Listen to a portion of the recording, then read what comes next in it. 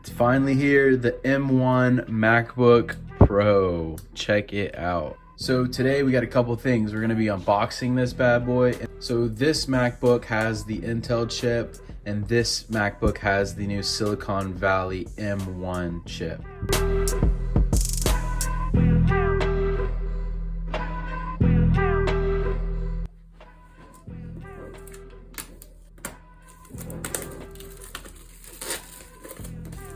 That fresh Apple feel.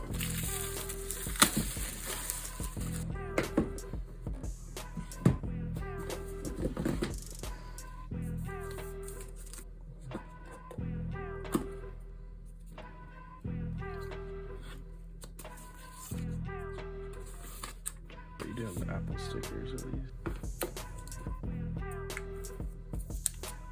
So there you have it, guys. That is the new Apple MacBook Pro 13-inch M1. So what we got in the box is just the USB charger, of course, the USB-C power adapter, and then of course you got your Apple stickers and your instructions right there. Let us know if you liked the video in the comments down below. Leave a like, make sure to subscribe.